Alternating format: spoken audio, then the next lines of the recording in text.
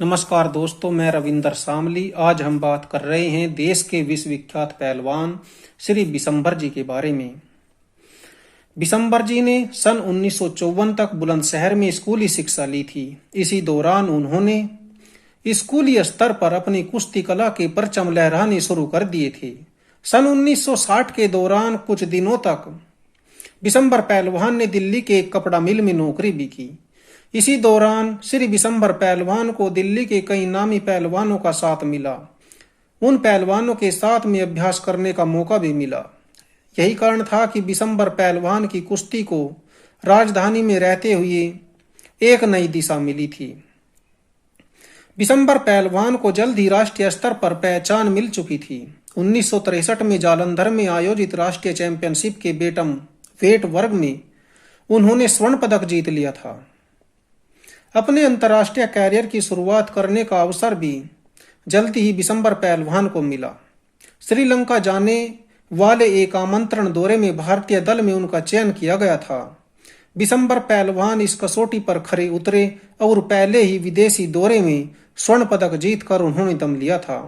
अगले 2 सालों में उन्होंने थाईलैंड की राजधानी बैंकॉक और इंडोनेशिया की राजधानी जकार्ता का दौरा किया और यहां मुकाबलों में शानदार प्रदर्शन करके अच्छा खासा आत्मविश्वास हासिल कर लिया था।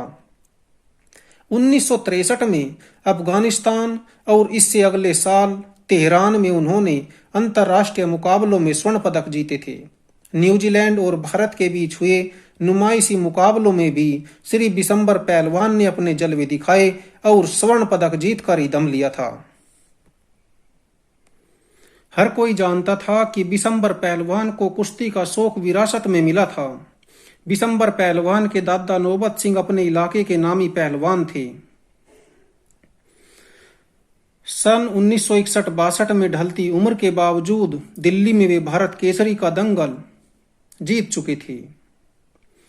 बिशंबर पहलवान के पिता ठाकुर मुंशी सिंह ने भी अपने पिता से मिले शौक को जिंदा रखा था। बिशंबर पहलवान के बड़े भाई सुल्तान सिंह सेना कुश्ती चैंपियनशिप में स्वर्ण पदक जीत चुके थे। इसी तरह बिशंबर पहलवान के छोटे भाई सतबीर सिंह भी अखिल भारतीय विश्वविद्यालय कुश्ती में यही कमाल कर चुके थे। श्री बिशंबर पहलवान को मिल रही लगातार कामयाबी से उत्तर प्रदेश के बुलंदशहर जिले का वह बहीपुर गांव भी धन्य हो गया था, जहां पर बिशंबर पहलवान पैदा हुए थे। रेलवे विभाग, डीसीएम अखाड़ा, वाराणसी का डीएलडब्ल्यू आदि सब विशिष्ट श्रेणी में आ गए थे। रेलवे इसलिए कि बिशंबर रेलवे में काम करते थे। डीसीएम अखाड़े में उन्होंने नित्य अभ्यास अपनी कुश्ती कला के लिए किया था। उनकी रेलवे की पहली नियुक्ति वाराणसी में हुई थी, मगर वहां मिट्टी का ढंग का कोई अखाड़ा नहीं हुआ करता था। इस वजह से उन दिनों उन्हें अभ्यास के लिए निकट के पहाड़ी गांव जाना पड़ता था और शाम को बनारस हिंदू विश्वविद्यालय के अखाड़े की शरण लेनी पड़ती थी। 1964 के ओलंपिक खेलों का आयोजन जापान की राजधानी टोक्यो में हुआ था। बिशंबर की 3-4 साल की कड़ी मेहनत काम आई और बिशंबर पहलवान जी को इन खेलों के लिए चुने गए भारतीय दल में स्थान दिया गया। बिशंबर पहलवान इन खेलों में 5वें दौर तक अपनी चुनौती रख सके थे। उन्हें 6ठा स्थान हासिल हुआ था। श्री बिशंबर पहलवान जी को दूसरी बार सन 1968 में मैक्सिको में ओलंपिक में भाग लेने का मौका मिला था। टीम की रवानगी से पहले श्री बिशंबर पहलवान ने कहा था कि उनकी खुराक और उचित कोचिंग की सुविधा यदि बेहतर तरीके से जुटा दी जाए तो वह इन खेलों से पदक लेकर ही लौटेंगे। लेकिन बिशंबर पहलवान की बात पर ज्यादा ध्यान नहीं दिया गया। साल 1966 के एशियाई खेलों का आयोजन बैंकॉक में हुआ, जहां बिशंबर पहलवान ने लाइटवेट वर्ग में कांस्य पदक जीता था। इन खेलों में उनका पाला ईरान, मंगोलिया, कोरिया के नामवर पहलवानों से पड़ा था। भारत को इस बार 1 रजत सहित कुल 5 पदक हासिल हुए थे। इसी साल किंगस्टन जमैका में राष्ट्रमंडल खेलों का भी आयोजन किया गया। इन खेलों के बेटम वेट वर्ग में फाइनल में श्री बिशंबर पहलवान ने ऑस्ट्रेलिया के केविन रॉबर्ट मैकग्रा को अंकों से हराकर स्वर्ण पदक पर कब्जा किया था। इसके अलावा उन्होंने पाकिस्तान के मोहम्मद सदीद, कनाडा के एर्नी चोरनोमिज, इंग्लैंड के एंड्रयू एस बेले और स्कॉटलैंड के जे अर्नबल को इन मुकाबलों में शिकस्त दी थी। श्री बिशंबर पहलवान की एक कुश्ती ऐसी भी है जो आज भी कुश्ती के जानकार लोगों के रोंगटे खड़े कर देती है। जब कुश्ती के लोग उस कुश्ती को याद करते हैं तो रोंगटे खड़े हो जाते हैं। दिल्ली के नेशनल स्टेडियम की वो कुश्ती जिसके बारे में आज मैं आप लोगों को बता रहा हूं। उस समय बिशंबर पहलवान के सामने थे ईरान के अबू तालिब तलेबी। इस पहलवान की गणना विश्व के आला दर्जे के पहलवानों के रूप में हुआ करती थी। हमेशा की तरह बिशंबर पहलवान ने आक्रामक रूप से शुरुआत की। निकाल दांव लगाते हुए बिशंबर पहलवान ने तलेबी को उठा लिया, लेकिन तलेबी बच निकला था। बिशंबर ने दूसरे आक्रामक रवैये पर तलेबी को पूरी तरह से दबोच लिया, लेकिन तलेबी पहलवान ने स्टेडियम के अंदर ब्रिज बनाकर बिशंबर की चाल को फैल कर दिया और बिशंबर से बाल बाल तलेबी बच गई। तीसरे हाफ में तलेबी ने जो दमखम बचा कर के रखा था उसका इस्तेमाल तलेबी ने करना शुरू कर दिया था। मुकाबला बेहद रोमांचक हो गया। तीसरे हाफ में स्थिति यह थी कि तलेबी ने करीब 55 सेकंड बिशंबर के खिलाफ काफी जद्दोजहद के साथ कई अंक बटोर डाले। हालांकि कुश्ती समाप्त होने से आधा मिनट पहले तक बिशंबर पहलवान कई अंकों से आगे थे, मगर आखिरी क्षणों में तलेबी के आक्रामक रवैये से नेशनल स्टेडियम में बैठे दर्शक सही स्थिति का अंदाजा नहीं लगा पाए थे और वे दिल थामे रेफरी के नतीजे का इंतजार करने लगे थे, क्योंकि उन्होंने अपने चहेते बिशंबर पहलवान को जिस दिलेरी से लड़ते देखा था वह केवल उसे जीतते हुए देखना चाहते थे। रेफरी ने मुकाबले के बाद जब दोनों पहलवानों को अपने करीब बुलाया तो दर्शकों की सांस ऊपर की ऊपर और नीचे की नीचे अटक गई थी।